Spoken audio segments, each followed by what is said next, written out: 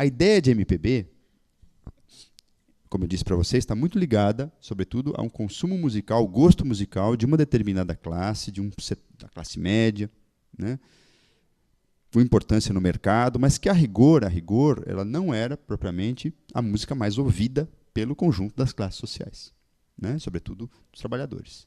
Nesse sentido, por exemplo, a chamada música brega, né, o sambão joia, né, como se dizia na época. O sambão joia é o avô do pagode, né? Era um tipo de samba mais formatado pela indústria, mais se diferenciava, né, ainda que existam polêmicas, né, em relação a isso, se diferenciava do chamado samba de raiz, né? Hoje ainda tem um pouco essa tensão, né? Se bem que um pouco mais sempre complicado estabelecer essas fronteiras, né, diga-se, né? Mas enfim, ainda isso alimenta muito o mercado, né? Então, por exemplo, a música brega era muito ouvida e, ao mesmo tempo, muito desvalorizada pela classe média, que achava aquilo mau gosto. A música brega, não sei se vocês, né, acho que devem lembrar, né, Odair José, né, Valdir Soriano, né, aquele famoso.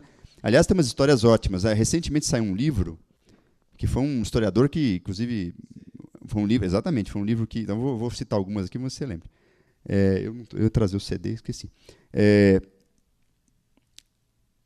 Um historiador que lançou um livro chamado Paulo César Araújo, lançou um livro exatamente chamado MPB, Música Popular, Cafona e Ditadura Militar. E ele pesquisou bastante nos arquivos e mostrou que a música popular, cafona, brega, né, foi bastante censurado também, né? Inclusive por motivos, né? A música do Valdir Soriano, por exemplo, chamada Tortura de Amor, 1972, ou seja, a música foi censurada. Não é porque a música tivesse alguma crítica política, não, porque tinha o nome Tortura de Amor, num momento em que estava se denunciando a tortura a presos políticos, né?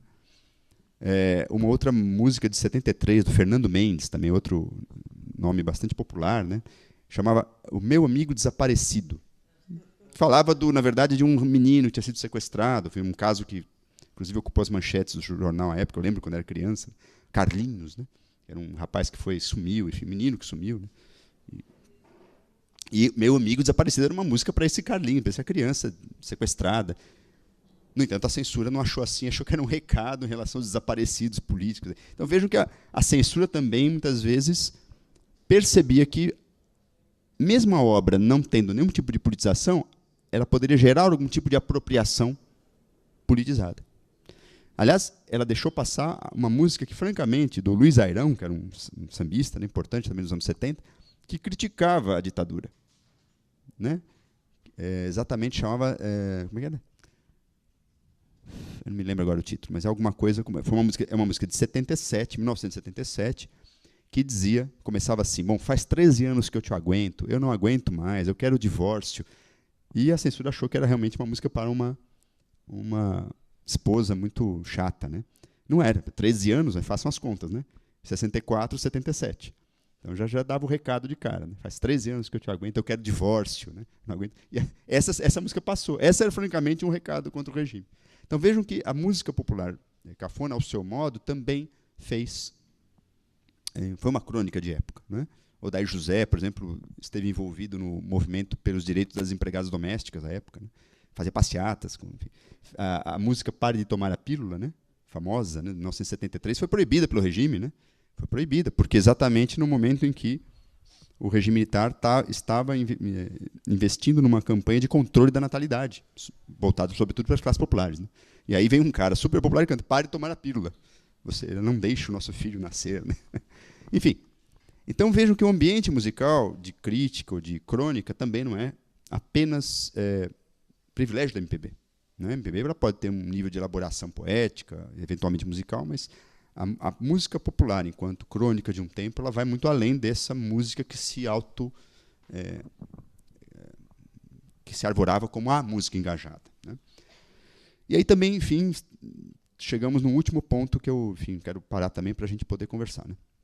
Mas que é essa relação da música popular, da MPB, com outros sistemas musicais, com outros tipos de canção, né? E aí, hoje em dia, tem muito a ver isso, né? Porque você tem claramente uma tradição de canção brasileira muito forte, muito importante, eu acho fundamental que todos conheçam, inclusive, né? Mas também você tem outras músicas, né? E aí, né, lembrando tua fala no começo, você tem outras músicas ouvidas, né, inclusive na chamada periferia, né, que não tem nada a ver com MPB. O rap, por exemplo, né? É uma outra tradição que está sendo mobilizada. Eventualmente pode até se misturar com elementos do MPB, mas não é este sistema de canção que está sendo, né? E é uma música extremamente politizada, né? É um outro tipo de politização. Não é essa tradição nacional popular, é outra coisa, né? É outra leitura do material importado, não é o jazz, embora também passe pelo jazz, né? Então vejam que isso, até hoje, quem pesquisa música popular esbarra um pouco nessa questão. Porque a MPB ela é hegemônica, não, ela foi hegemônica não só no campo da música popular por um bom tempo, até pela sua importância na indústria, pela sua qualidade estética, sem dúvida, né, também, mas, ao mesmo tempo, ela foi hegemônica também no campo acadêmico, ou seja, na universidade que pesquisa a música popular.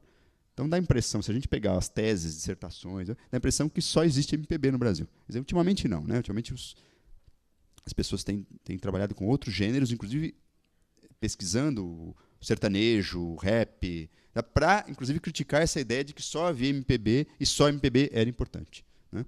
Então há uma relação tensa entre a tradição da MPB e outros sistemas musicais, outras tradições musicais. Aí a gente tem que tomar o seguinte cuidado. Não cair um pouco também numa coisa que o mercado alimenta muito, que é um contra outro. Ou seja, quem hoje está interessado em ter uma experiência cultural rica tem que trabalhar com as várias possibilidades que a cultura e mesmo o mercado oferece, né? Por outro lado, é inegável que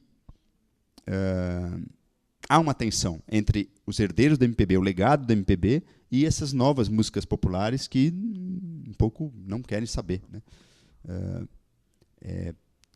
Lembro de uma música do Caetano Veloso, né? O Herói, que é dirigida ao Mano Brown, né? Não sei se vocês aqui já, né?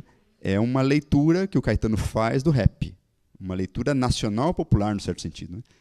Com uma série de críticas, ao mesmo tempo com uma tentativa de trazer o rap para o campo da música popular brasileira, MPB.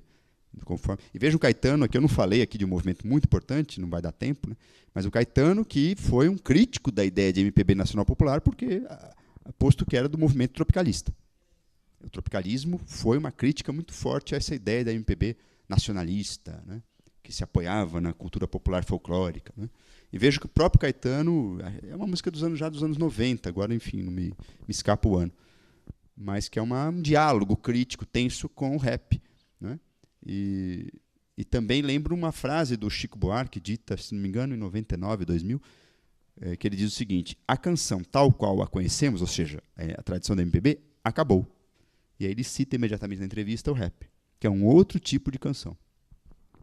Então, enfim, vejam que falar em MPB é uma questão um pouco delicada, porque, ao mesmo tempo, nós estamos falando de uma grande tradição da canção brasileira, inclusive uma tradição reconhecida no mundo inteiro, mas, ao mesmo tempo, a gente tem que tomar cuidado para não achar que é a única tradição, que é a única possibilidade de inserção cultural da música popular, ou de inserção político-cultural da música popular, né? E aí não vai tanto do gosto, quer dizer, eu estou aqui, eu não estou falando em nome do meu gosto, né? Eu acho que aí a gente que tem um trabalho de pesquisa tem que tomar cuidado para não ficar só, embora o gosto é importante também na hora que a gente vai pesquisar as coisas, né? Enfim. Mas é um pouco nessa questão que eu coloco, né? MPB é importante como tradição, sim, mas ela não é a única tradição da canção popular no Brasil, sobretudo, mesmo levando em conta essas questões mais ligadas à crítica cultural e à crítica política, né? Em relação não só à ditadura, mas o que veio depois, enfim, todas as injustiças sociais que ainda continuam prementes aí no nosso país, né? Bom, um pouco isso, acho que eu vou parar por aqui para a gente conversar, enfim, se ficou alguma coisa confusa ou então muito que eu passei muito rápido, a gente pode aí conversar. Obrigado.